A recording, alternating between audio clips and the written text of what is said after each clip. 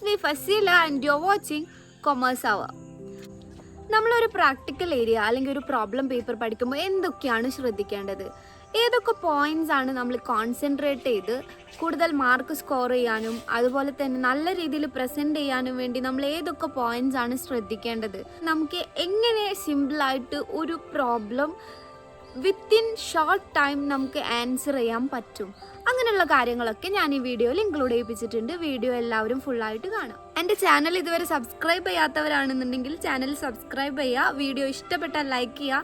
നിങ്ങൾക്ക് എന്തെങ്കിലും സജഷനോ ഡൗട്ട്സോ ഉണ്ടെങ്കിൽ വീഡിയോയിൽ കമൻറ്റ് ചെയ്യാവുന്നതാണ്. CMA SFM എന്ന സബ്ജക്റ്റിലെ പ്രാക്ടിക്കൽ ഏരിയാസ് ആണ് നമ്മൾ നോക്കിക്കൊണ്ടിരിക്കുന്നത്. ഞാൻ പറഞ്ഞിരുന്നു വേഗം വീഡിയോസ് അപ്ലോഡ് ചെയ്യാമെന്ന്. അതനുസരിച്ചിട്ട് കുറച്ച് വീഡിയോസിലായിട്ട് കുറച്ച് ലെങ്തി ആയിരിക്കും എങ്കിൽ കൂടെ കുറച്ച് വീഡിയോസിലായിട്ട് ഡെറിവേറ്റീവ്സിൻ്റെ ഫുൾ പ്രാക്ടിക്കൽ പ്രോബ്ലം കവർ ചെയ്യാമെന്നാണ് ഉദ്ദേശിക്കുന്നത്. സ്റ്റഡി മെറ്റീരിയലാണ് ഞാൻ കവർ ചെയ്യുന്നത്. സ്റ്റഡി മെറ്റീരിയൽ കവർ ചെയ്താൽ തന്നെ നിങ്ങൾക്ക് SFM എന്ന സബ്ജക്റ്റ് എന്ന് മാത്രമല്ല എല്ലാ സബ്ജക്റ്റും സ്റ്റഡി മെറ്റീരിയൽ കൊണ്ട് തന്നെ നിങ്ങൾക്ക് നല്ല മാർക്ക് സ്കോർ ചെയ്യാൻ പറ്റും. വേറെ ബുക്സിനെ ഡിപ്പെൻഡ് ചെയ്യേണ്ട ആവശ്യമൊന്നുമില്ല. സോ നമുക്ക് പ്രാക്ടിക്കൽ ഏരിയാസിലേക്ക് കടക്കാം. നമ്മൾ സെക്കൻഡ് ഇല്ലുസ്ട്രേഷൻ ആണ് ഇനി നോക്കുന്നത്. അതിൽ second illustration study material Tripati has two investment opportunity M and N carrying an yield of 15% per annum. The tenor of both these investment is 3 years. M offers continuous compounding facility whereas N offers yield on the basis of monthly compounding. Which offer will Tripati opt for? If continuous compounding facility comes at a price of 180 per annum per lakh of deposit chargeable at the end of the period, what will be the position? At what price will Tripati be indifferent to continuous compounding facility and monthly compounding? ഇവിടെ നമുക്ക് രണ്ട് investment opportunity തന്നിട്ടുണ്ട്. രണ്ടും 15% ആണ് rate of interest വരുന്നത്. Tenor of both investment is 3 years. M offer continuous compounding.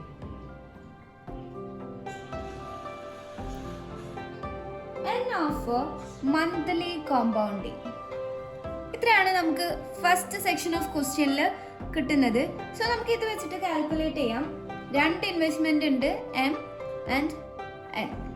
നമുക്കിവിടെ എത്ര amount invest ചെയ്യുന്നു എന്ന് പറഞ്ഞിട്ടില്ല. നമുക്ക് ഇതിൽ ഏതാണ് ബെറ്റർ ഓപ്ഷൻ എന്നാണ്. Let us assume our investment is 20 lakh. Then M എന്ന് പറയുന്നത് കണ്ടിന്യൂസ് കോമ്പൗണ്ടിങ് ആണ്. സോ PE/RT എന്നുള്ള ഇക്വേഷനിലാണ് നമ്മൾ കാൽക്കുലേറ്റ് ചെയ്യേണ്ടത്. ഇവിടെ മന്ത്ലി കോമ്പൗണ്ടിങ് ആണ്. So A equal to P into 1 plus R/n എന്ന് പറഞ്ഞ ഇക്വേഷൻ തന്നെയാണ് യൂസ് ചെയ്യേണ്ടത്. Then here കാൽക്കുലേറ്റ് ചെയ്യുമ്പോൾ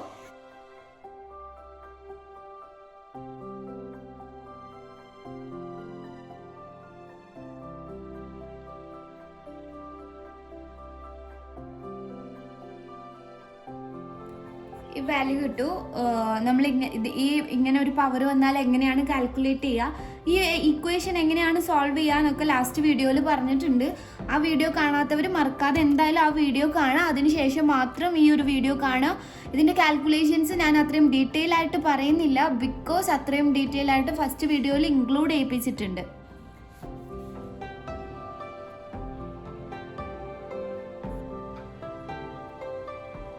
N എന്നുള്ള ഇൻവെസ്റ്റ്മെന്റ് കാണുമ്പോൾ 20 lakh ഇൻറ്റു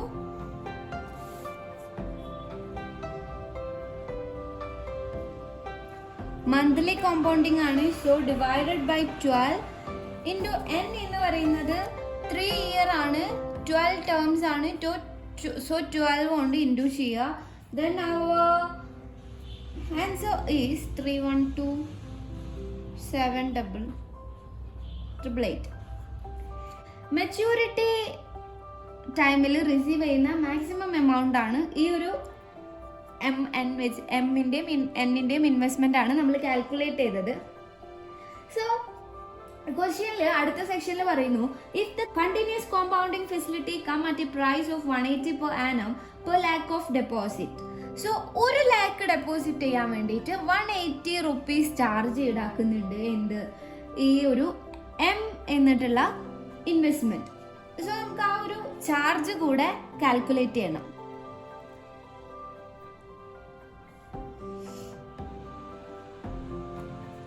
$20 lakh ആണ്, 180 rupees ആണ് 3 years. സോ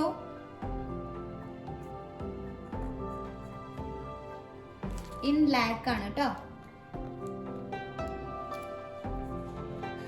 സോ നമുക്ക് ഈ ഒരു വാല്യൂവിൽ നിന്ന് ഈ ഒരു എമൗണ്ട് കുറച്ചിട്ടുള്ള നെറ്റ് എമൗണ്ട് ആയിരിക്കും നമ്മുടെ മെച്യൂരിറ്റിയിൽ കിട്ടുന്നത്.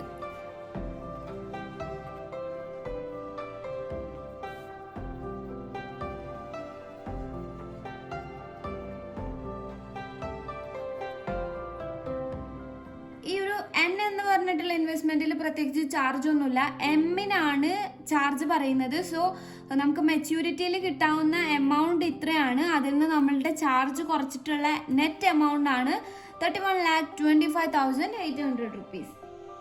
നെക്സ്റ്റ് ഈ ഒരു 2 ഇൻവെസ്റ്റ്മെന്റിൽ ഏത് ഇൻവെസ്റ്റ്മെന്റ് ആണ് നമുക്ക് റൈറ്റ് എന്ന്, അല്ലെങ്കിൽ നമ്മളൊരു ഡിസിഷൻ ഇതിന്റെ കേസസിൽ എടുക്കണം എന്നുണ്ടെങ്കിൽ, കണ്ടിന്യൂസ് കോമ്പൗണ്ടിങ്ങിൽ പ്രത്യേകിച്ച് ചാർജ് ഒന്നും ഈടാക്കുന്നില്ല എന്നുണ്ടെന്നുണ്ടെങ്കിൽ എം എന്ന് പറഞ്ഞ ഇൻവെസ്റ്റ്മെന്റ് ആണ് നമുക്ക് കൂടുതൽ ഈൽഡ് തരുന്നത് മെച്യൂരിറ്റിയിൽ. ദിസ് കേസിൽ നമുക്കൊരു ചാർജ് ഈടാക്കുന്നുണ്ട്, അതുകൊണ്ട് തന്നെ എം എന്ന് പറഞ്ഞ ഇൻവെസ്റ്റ്മെന്റിൽ ഒന്നുകൂടെ നെറ്റ് എമൗണ്ട് കുറവാണ്. നെറ്റ് എമൗണ്ട് കൂടുതലായിട്ടുള്ളത് എന്നിനാണ്. സോ കണ്ടിന്യൂസ് കോമ്പൗണ്ടിങ് വരുമ്പോൾ ചാർജ് ഈടാക്കുന്നില്ല എന്നുണ്ടെങ്കിൽ എം എന്ന് പറഞ്ഞ ഇൻവെസ്റ്റ്മെന്റും, ചാർജ് ഈടാക്കുമ്പോൾ എൻ എന്ന് പറഞ്ഞ ഇൻവെസ്റ്റ്മെന്റും ആണ് നമുക്ക് ബെറ്റർ ആയിട്ട് വരിക എന്നുള്ള ഒരു ഡിസിഷൻ നമുക്ക് ഇവിടെ എടുക്കാൻ പറ്റും. ദെൻ ഈ ക്വസ്റ്റ്യന്റെ ലാസ്റ്റ് പാർട്ടിൽ at what price will Tripathi be indifferent to continuous compounding facility and monthly compounding എന്നുള്ളൊരു ക്വസ്റ്റ്യൻ കൂടി ചോദിക്കുന്നുണ്ട്. അങ്ങനെ 3 പാർട്ടായിട്ടാണ് ഈ ഒരു ക്വസ്റ്റ്യൻ വന്നിട്ടുണ്ട്. അപ്പോൾ വാട്ട് ഈസ് ഇൻഡിഫറൻസ് പോയിന്റ്? ഒരു 2 ഓൾട്ടർനേറ്റീവ് തന്നിട്ട് ആ ഓൾട്ടർനേറ്റീവ് നോക്കുമ്പോൾ ആ ഓൾട്ടർനേറ്റീവിൻ്റെ കോസ്റ്റ് ഫിക്സ്ഡ് ആയാലും വേരിയബിൾ ആയാലും എന്ത് കോസ്റ്റ് ആണെങ്കിലും ഈക്വൽ ആയിട്ട് വരുന്നത്, സെയിം ആവുന്നത് എപ്പോഴാണ്? ആ ഒരു 2 ഓൾട്ടർനേറ്റീവിൻ്റെയും കോസ്റ്റ് സെയിം ആയി വരുന്ന പോയിന്റിനെയാണ് നമ്മൾ ഇൻഡിഫറൻസ് പോയിന്റ് എന്ന് പറയുന്നത്. സോ നമുക്ക് എങ്ങനെ ഇൻഡിഫറൻസ് പോയിന്റ് കാൽക്കുലേറ്റ് ചെയ്യാം? ഇവിടെ ഇയാളുടെ ഇൻഡിഫറൻസ് പോയിന്റ് എന്ന് പറയുന്നത് amount receivable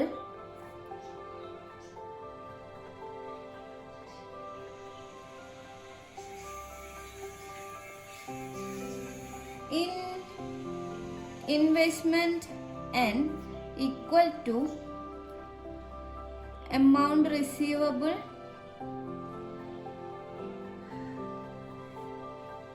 in investment m less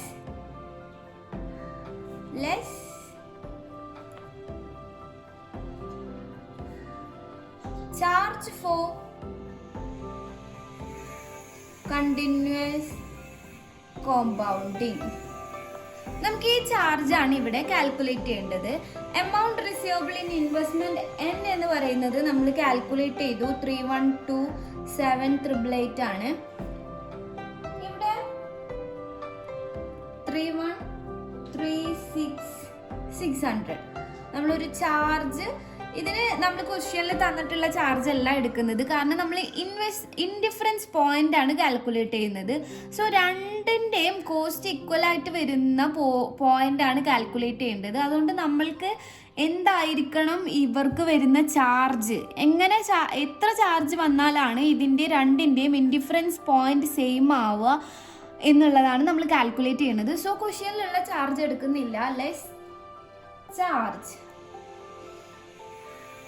ഈ ചാർജ് നമ്മളിത് ഡിറൈവ് ചെയ്തെടുക്കാം.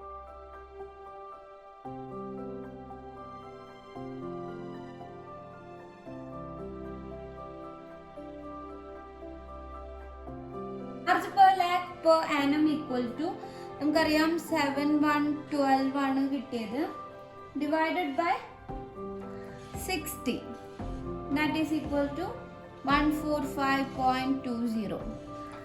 ഈ ഒരു 8712 എന്ന് പറയുന്നത് മെച്യൂരിറ്റിയിൽ കിട്ടുന്ന മൊത്തം ഇൻവെസ്റ്റ്മെൻറ്റ് ഈൽഡിൻ്റെ ചാർജാണ്. ഇത് നമ്മൾ കാൽക്കുലേറ്റ് ചെയ്യുന്നത് പെർ ഇയർ പെർ ലാക്കിൻ്റെ ബേസിസിൽ കാൽക്കുലേറ്റ് ചെയ്യുമ്പോൾ നമുക്കറിയാം 20 ലാക്കാണ് മൊത്തം നമ്മൾ ഇൻവെസ്റ്റ് ചെയ്യുന്നത്. ഇൻറ്റു 3 വർഷത്തിനാണ് ഇൻവെസ്റ്റ് ചെയ്യുന്നത്. അങ്ങനെയാണ് നമുക്ക് ഈ 60 എന്നുള്ള വാല്യൂ കിട്ടുന്നത്. സോ ഈ ഒരു പോയിന്റിൽ 145.20 എന്നുള്ള ഒരു ചാർജ് വന്നാലാണ് കണ്ടിന്യൂസ് കോമ്പൗണ്ടിൽ അങ്ങനെ ഒരു ചാർജ് വരുമ്പോൾ മാത്രമാണ് ഈ ഒരു 2 ഇൻവെസ്റ്റ്മെൻറ്റിൻ്റെ ഈൽഡ് സെയിം ആവുന്നത്. നെക്സ്റ്റ് ഇല്ലുസ്ട്രേഷൻ 3 ആണ്. ഇവിടെ ഒരു പുതിയ കൺസെപ്റ്റ് ഇൻട്രൊഡ്യൂസ് ചെയ്യാണ്, തിയററ്റിക്കൽ ഫോർവേഡ് പ്രൈസ്. ഇവിടെ ഡിവിഡൻഡോ ക്യാരിയിങ് കോസ്റ്റോ ഒന്നുമില്ല. അങ്ങനെയുള്ള ഒരു അസംഷനിലാണ് നമ്മൾ ഇവിടെ തിയററ്റിക്കൽ ഫോർവേഡ് പ്രൈസ് കാൽക്കുലേറ്റ് ചെയ്യുന്നത്. Theoretical forward price of security X calculate ചെയ്യാനുള്ള ഇക്വേഷൻ എന്ന് പറയുന്നത് PE/RT എന്ന് തന്നെയാണ്. ഇതെങ്ങനെയാ കാൽക്കുലേറ്റ് ചെയ്യുക എന്നുള്ളത് നമ്മൾ മുന്നേ പറഞ്ഞിട്ടുണ്ട്. ഈ P എന്ന് പറയുന്നത് പ്രൈസ് ആണ്. P equal to price or spot price. ഈ തിയററ്റിക്കൽ ഫ്യൂച്ചർ പ്രൈസ് എന്തിനാണ് കാൽക്കുലേറ്റ് ചെയ്യുന്നത്? നമുക്കൊരു ഡിസിഷൻ എടുക്കണം. ഫ്യൂച്ചർ പ്രൈസ് നോക്കിയിട്ട് അത് ബൈ ചെയ്യണോ സെയിൽ ചെയ്യണോ. അപ്പോൾ ആ ഒരു സെക്യൂരിറ്റി മാർക്കറ്റിലുള്ള ട്രേഡിംഗ് നമ്മൾക്ക് അതിൻ്റെ ബേസിസിൽ ഒരു ഡിസിഷൻ എടുക്കാനാണ് തിയററ്റിക്കൽ ഫ്യൂച്ചർ പ്രൈസ് കാൽക്കുലേറ്റ് ചെയ്യുന്നത്. അങ്ങനെ തിയററ്റിക്കൽ ഫ്യൂച്ചർ പ്രൈസ് കാൽക്കുലേറ്റ് ചെയ്ത് ആക്ച്വൽ ഫ്യൂച്ചർ പ്രൈസുമായിട്ട് കമ്പയർ ചെയ്തതിന് ശേഷമാണ് ആ ഒരു ഫ്യൂച്ചർ ബൈ ചെയ്യണോ സെയിൽ ചെയ്യണോ എന്നുള്ള ഡിസിഷൻസ് ഒക്കെ എടുക്കുന്നത്. സോ ഒരു എക്സാമ്പിൾ നോക്കാം. നമുക്കിവിടെ സ്പോട്ട് പ്രൈസ് എന്ന് പറഞ്ഞിട്ട് 160 റുപ്പീസ് തന്നിട്ടുണ്ട്. Compounding at every 3 months. Rate of interest equal to 12%. നമ്മൾ തിയററ്റിക്കൽ ഫ്യൂച്ചർ പ്രൈസ് എങ്ങനെയാണ് കാൽക്കുലേറ്റ് ചെയ്യുക? സ്പോട്ട് പ്രൈസ് 160 ആണ് ഇൻറ്റു ഈയുടെ വാല്യൂ എന്ന് പറയുന്നത് 2.71828 റേസ് ടു 12% ആണ് 1.12 ഇൻറ്റു 3 മന്ത് ആണ് പറയുന്നത്. സോ 3/12. ഈ ഒരു കാൽക്കുലേഷൻ എങ്ങനെയാണ് മന്ത്ലി കോമ്പൗണ്ടിങ് ചെയ്യുക എന്നുള്ള കാൽക്കുലേഷൻ ഞാൻ മുന്നത്തെ വീഡിയോയിൽ അപ്ലോഡ് ചെയ്തിട്ടുണ്ട്.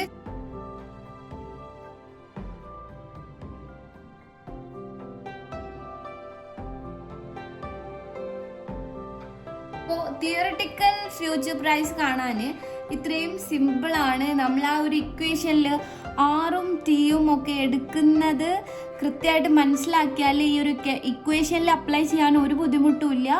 ഇല്ലുസ്ട്രേഷൻ 3 എല്ലാ കാൽക്കുലേഷനും ഇങ്ങനെയാണ് വരുന്നത്. വീഡിയോ ലെങ്തി ആക്കുന്നില്ല. ഈ ഒരു സെയിം ഇക്വേഷൻ സെയിം കാൽക്കുലേഷനാണ് വരുന്നത്. വർക്കൗട്ട് ചെയ്തിട്ട് എന്തെങ്കിലും ഡൗട്ട് നിങ്ങൾക്ക് വരുന്നുണ്ടെന്നുണ്ടെങ്കിൽ എൻ്റെ അടുത്ത് കമൻറ്റ് ചെയ്താൽ മതി. ഞാൻ അതിനെ ആൻസർ ചെയ്യുന്നതായിരിക്കും. ഞാൻ ആ ഡൗട്ട് ക്ലിയർ ചെയ്ത് തരുന്നതായിരിക്കും. Section 4 shares of Sandeep limited are being quoted at 600 rupees. 3-month future contract rate is 636 per share for a lot size of 500 shares. If Sandeep Limited is not expected to distribute any dividend in the interim, risk-free rate of return is 9%. What is the recommended course of action for a trader in shares? If the 3-month future contract rate is 600, what should be the action?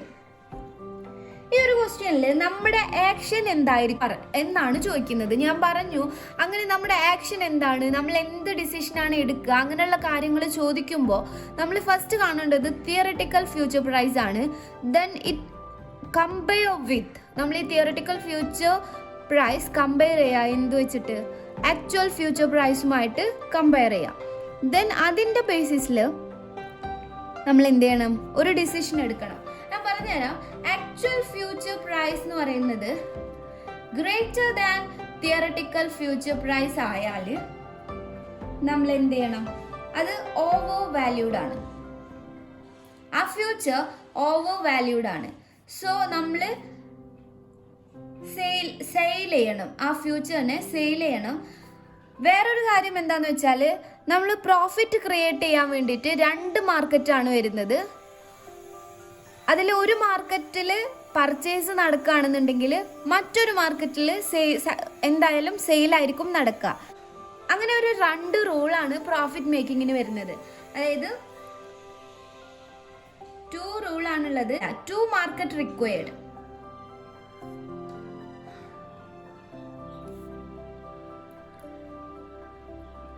If purchase happen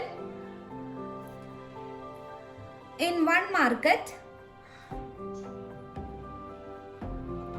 the opposite action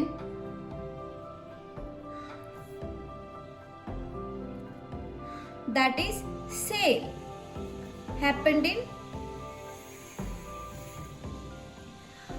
another market. 2 market നമുക്ക് ആവശ്യമുണ്ട്. ഒരു മാർക്കറ്റിൽ purchase ആണ് നടക്കുന്നതെന്നുണ്ടെങ്കിൽ മറ്റൊരു മാർക്കറ്റിൽ എന്തായാലും സെയിലായിരിക്കും നടക്കുന്നുണ്ടാവുക. Then വേറൊരു കാര്യം നമ്മൾ നോട്ട് ചെയ്യേണ്ടത് എന്താന്ന് വെച്ചാൽ, ഒരു മാർക്കറ്റ് ഫ്യൂച്ചർ മാർക്കറ്റ് ആണ് എന്നുണ്ടെങ്കിൽ by default other market spot market ആയിട്ട് മാറും. അല്ലെങ്കിൽ ഒരു മാർക്കറ്റ് ഓപ്ഷൻ മാർക്കറ്റ് ആണ് എന്നുണ്ടെങ്കിൽ by default other market becomes spot market. ഈ ഒരു പോയിന്റും കൂടെ നമ്മൾ നോട്ട് ചെയ്ത് വെക്കണം. If one market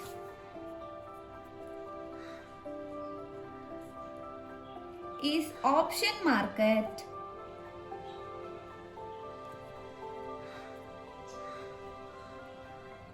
by default another market become spot market.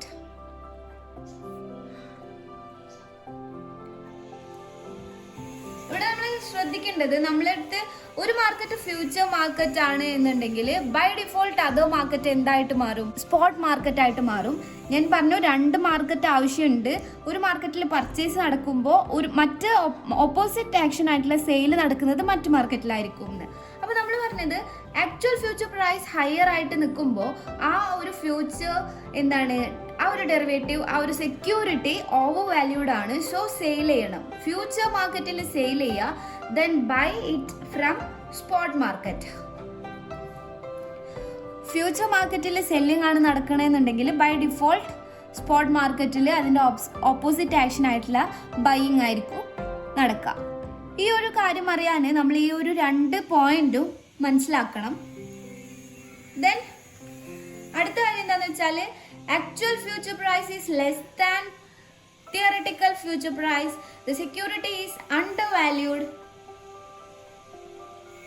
Undervalue ആയാൽ എന്താണ് ചെയ്യേണ്ടത്? Buy future. Future market, future buy ചെയ്യുക. Then by default spot മാർക്കറ്റിൽ എന്താണ് നടക്കുക? Sell spot. So ഈ ഒരു ക്വസ്റ്റ്യൻ നോക്കാം. ഇവിടെ പ്രൈസ് കോട്ട് ചെയ്തിട്ടുള്ളത് സ്പോട്ട് പ്രൈസ് എന്ന് പറയുന്നത് 600 rupees ആണ്. റേറ്റ് ഓഫ് റിട്ടേൺ എന്ന് പറയുന്നത് 9% ആണ്. ടെനർ പറയുന്നത് 3 months ആണ്. So theoretical future price of security equal to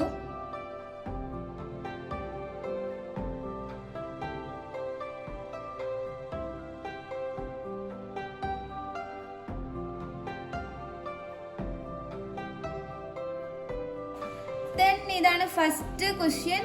then second sub question വരുന്നത് ഇവാലുവേറ്റ് ചെയ്യാനാണ്, എന്ത് ആക്ഷൻ ആണ് നമ്മൾ എടുക്കുക എന്നുള്ളതാണ്.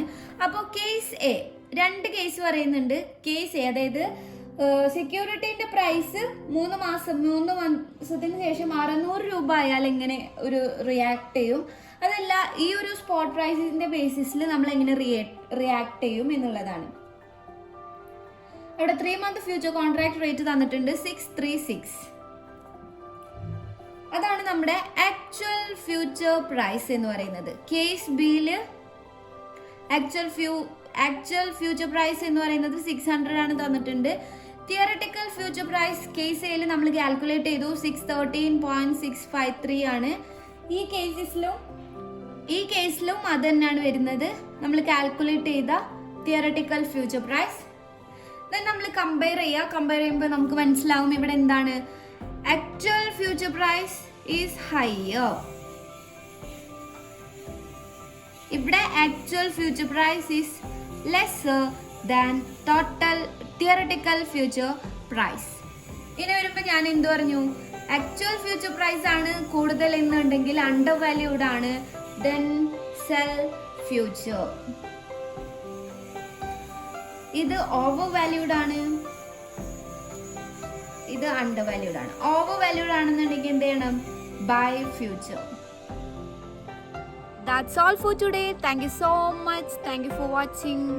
Stay healthy and stay safe. Bye.